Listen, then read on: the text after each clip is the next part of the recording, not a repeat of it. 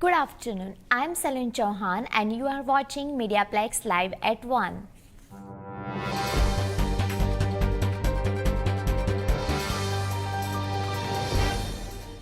In our top story, Windsor was ranked 28th most expensive out of 35 cities in Canada for rental properties. The average price for a one-bedroom unit was just over $1,500, seeing a nearly 11% increase compared to last year. It's time for your City Hall update with Elliot St. Aubin. Windsor City Councilor Ronaldo Agostino is hosting a meeting tomorrow night at 6:30 p.m. The meeting will be hosted at All Saints Anglican Church. He will be joined by Mayor Drew Dilkins as well as City Administration. While the meeting will focus on Ward 3, all are welcome to attend. If you cannot attend but would like to participate, you can call 311 to ask your questions. For the MediaPlex, I'm Elliot St. Aubin. Cold and flu season is back. Del Kabukin shows us how we can stay safe and healthy by getting the flu shot. It's been weeks since the new COVID and flu shots have rolled out. In Windsor and Chatham, St. Clair College Health Center offer flu shots for students and staff. Over 40 downtown students and staff have received their flu shots since the free influenza vaccines were announced. Downtown Health Center has experienced vaccine shortages the past weeks, but Brianna Smith, the college nurse, says an order to get more vaccines from the Windsor-Essex County Health Unit has been made. Yeah, I keep telling everyone to call back every day and see if we have them, because as soon as I get the notice, then I'll go pick them up and then start giving them out again. Smith says receiving the vaccines prevents the student from missing class, especially these midterms and finals. The college's free health service is well received by some students. I think it's really good because some people don't have like healthcare and stuff, and they want like a flu shot to protect them from all those stuff. And I think it's really, really good for the college to do this. Students and staff can go over to their college health centers to receive their flu shots. For the MediaPlex, I am Dale Kabukin. Joel Prasad was at Tim Hortons with a report that's sure to make you smile. Tim Hortons kicked off their Smile Cookie campaign this week to benefit food banks in Windsor-Essex. This is Tim Hortons' first holiday cookie campaign, with the cookies being slightly different than the Smile cookies you're used to, infused with red and green sprinkles. The event kicked off this week at Tim Hortons on Grand Maris Road West in South Windsor, with Mayor Drew Dilkins and Windsor West MPP Lisa Gretzky there on hand for the occasion. Funds will go to Windsor-Essex Food Bank at a time when officials say that more and more people in the city suffer with food insecurity. Stop by a Tim Hortons now through November 19th and pick up a cookie for $1.50 and help spread kindness through the community. For the MediaPlex, I'm Joelle Broussard. Our very own Jackson Gallen spoke with local gamer Damon Proctor. Collegiate Mario Kart playoffs are right around the corner, and today I am joined with Ontario United leader Damon Proctor. Damon, thanks so much for coming on. It's great. I'm glad to be here. Thank you for having me so much. It's nice to finally get the word out about Mario Kart and especially the collegiate scene of Mario Kart and just the esports in general. Yeah, for sure. So what made you want to pursue competitive Mario Kart?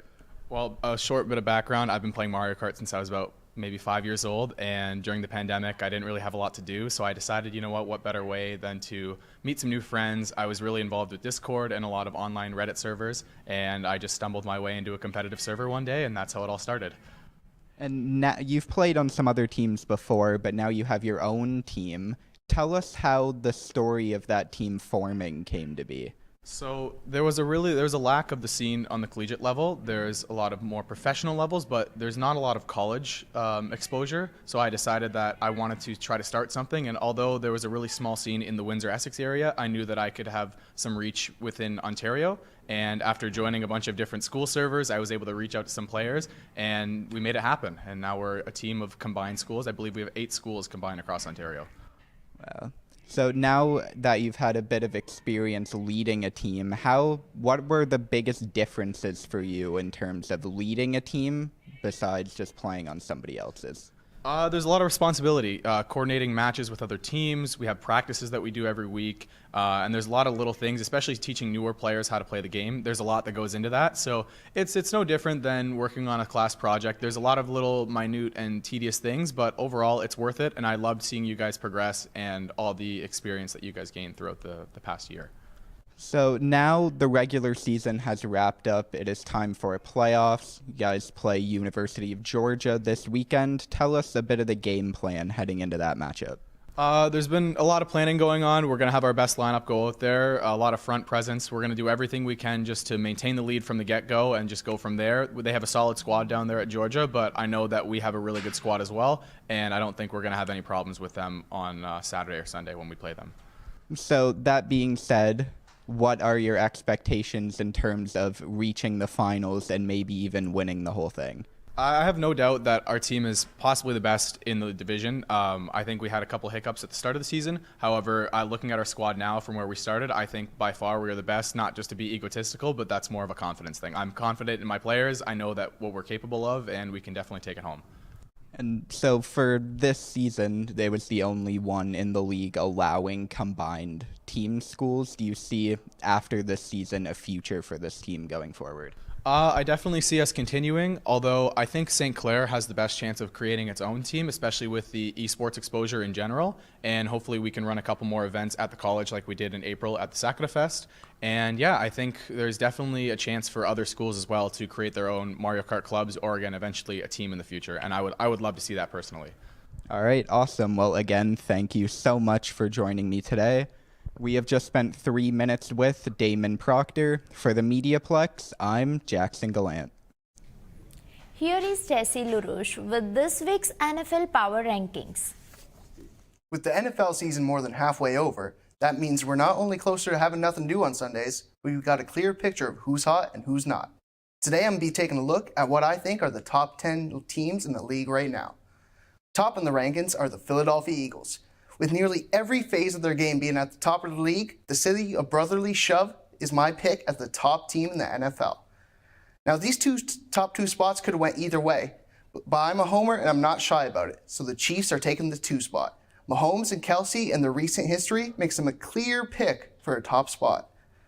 Number 3 is the Baltimore Ravens. Lamar's having an MVP-like season. The defense is holding their own as well. If they can keep it up, they'll be a team to watch come playoff time. San Francisco is taking the 4 spot after getting back on track versus the Jags. They look like the dominant team they were to start the year, plus the addition of Chase Young is scary sight for all NFL quarterbacks. Coming in at 5, we got the Detroit Lions.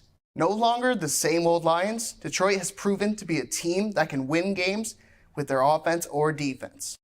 And here are the best of the rest. With the Speedy Dolphins coming in at 6, Cowgirls at 7, Jags at 8, Bengals at 9 coming off a loss to the post-massage Deshaun Watson, and the sneakily good Vikings led by Josh Dobbs at 10. For the MediaPlex, I'm Jesse LaRouche. So if you like what we do here and would maybe like to be a part of it, then why not join us our open house this Saturday, November 18th from 10 a.m. till 1 p.m. at the main campus. We will be located in the Student Center. Come meet the faculty and play with some of our equipments. See ya there.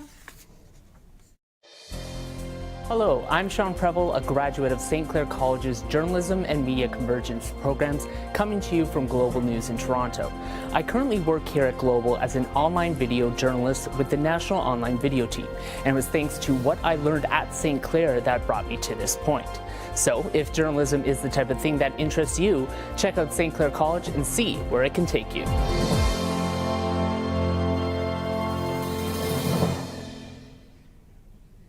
Now it's time for the weather. Today it is sunny with a temperature of 10.